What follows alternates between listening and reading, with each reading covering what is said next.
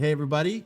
Thank you so much for joining us on another edition of Brown Box. I'm your co-host, Ryan. I'm Chris. And Brown Box, we have a slightly different format than our other programs where we introduce new music every week. So Chris and I dive into our personal music collections and we surprise each other with something new and put it in the box, and then we reach inside and find out what we have. So, Yeah. Chris, what do we have this week from Brown Box? This is what we have this week, and I just got this Okay. about maybe a week ago. Oh, okay. And it is Wow. a kind of little box set of REM's Up album, Okay. remastered. They've kind of matching their 25-year history of kind Right. of gone album by album and done different formats, some bigger, some. This is one of the best of these sort of compilations around an album. Okay. So in it, it's got a remastered version of Up.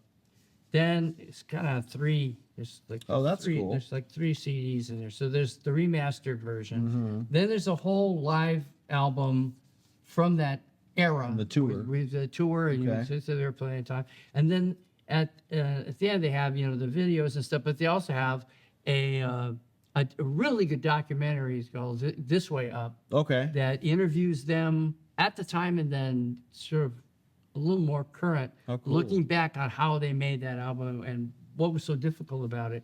And then there's a wonderful like 8 or 9 song performance where they're almost like kind of in a loft. Oh. And they're playing some of these very complicated songs, like "Got Up My Most Beautiful," or Right. some of these things where they're playing it live and Yeah. they have their support musicians and whatnot. And it's just really cool. They've got these kind of big lights and they're all sort of surrounding in a circle. Interesting. And there's some very quiet, subtle, elegant performances. It's some of the best music you'll ever hear from REM is Yeah. this little 8-song thing's on the 3rd disc. Okay. Well, the trip about Up, and maybe we've been talking about this with some of the other bands we mentioned recently, is when the band changes, Yes. it's not just one musician goes out. It's like part of your soul leaves the band, and certainly with Bill Barry. Berry deciding right as they were starting to do this album, Okay. that he just really couldn't do it anymore. He had this aneurysm. Right. He had his On health tour, issues right? On tour, Yeah. and then but he'd come back and finished that other album, and then they were just getting started, and they go to Hawaii, and he just tells them,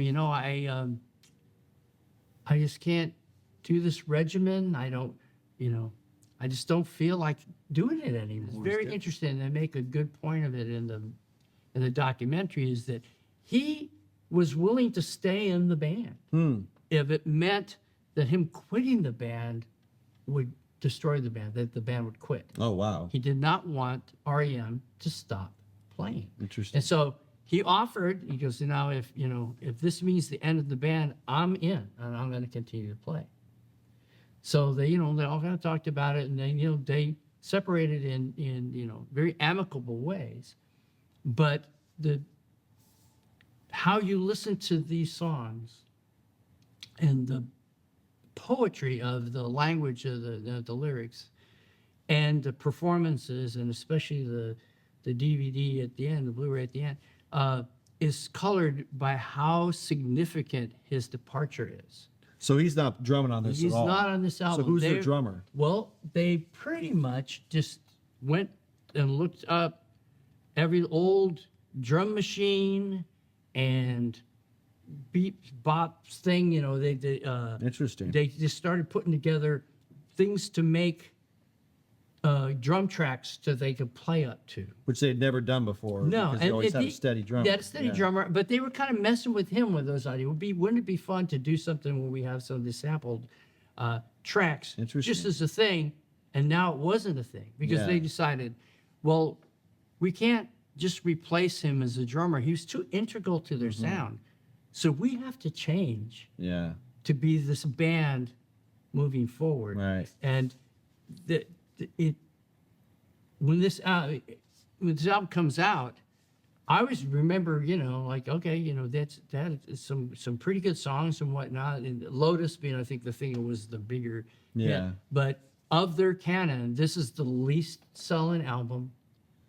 It was the lowest impact. I gotta check it out. Yeah, because I haven't really listened to it as much. Right. You know. And I remember I listened to it, I bought it, I listened to it, they did a real good job finding a new way. Yeah. And that's what this whole thing is about, is how they rediscovered themselves. And it was a very difficult album to make. Yeah. They fought with each other.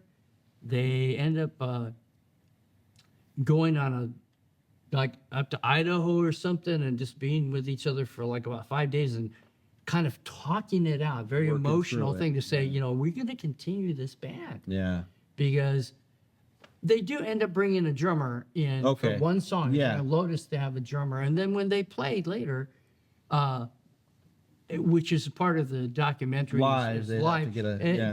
they were still could be REM, but they were a different REM. Right. And they started this concert, the first time they played was this Tibetan Tibetan Freedom Concert. Freedom concert.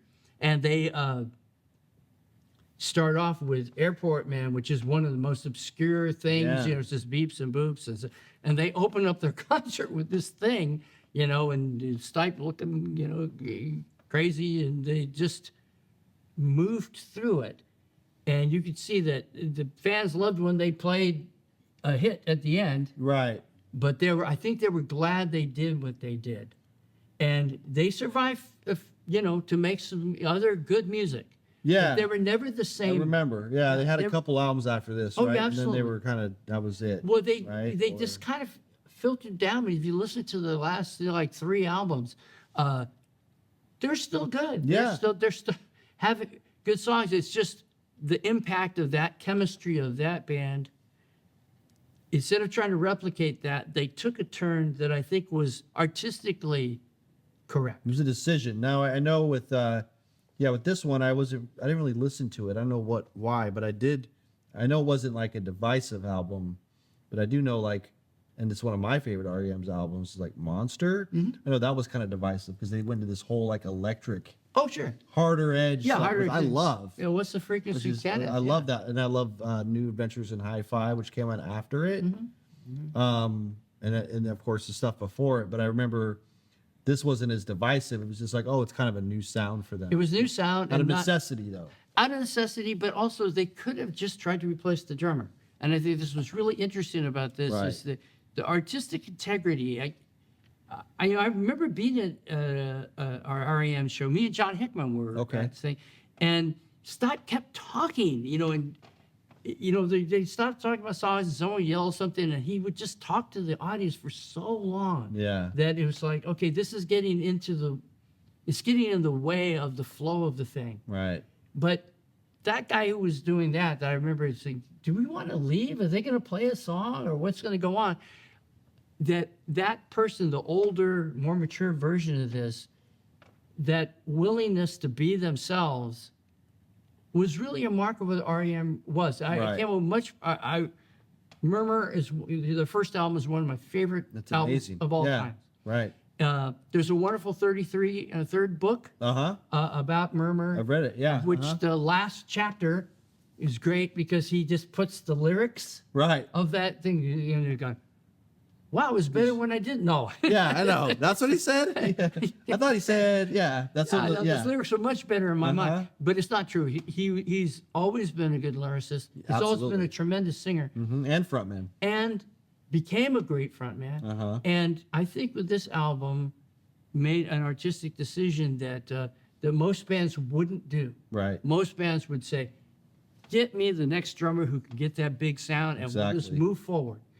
But they really didn't, and it cost them their career maybe in the Yeah. long run. But it made for this and Reveal, and the last album I think was Accelerate. Collapse. Yeah. So I mean, they still had an artistic focus, even if they weren't as big selling as they Yeah. were. So it's a very pivotal recording, and the remaster is great. The sound of it was great to begin Okay. with. And there's a lot of very, very quiet songs, a lot of electronic kind of beeps and boops to it, but it reveals a band that we probably weren't going to see until maybe albums later. Maybe they're Right. in their old age. They go, oh, well, maybe nice if we do electronica. Yeah. But it's all sort of in here. My favorite being in My Most Beautiful. And I apologize to Michael Stipe because I thought he talked too much, but maybe he, said just what he needed to say. And that's exactly what this thing reminds me of. It's Okay. doing exactly what you want to do Right. as a band. And make that statement. I love it. I got to check it out. It is. Yeah. It is. So I recommend it's a brown box entry REM box set for up. Very cool. So that's another edition of Brown Box. Hoping that you see something you like and you'll check it out as well. I'm Ryan, I'm Chris. and we'll see y'all soon. Bye now. Adios.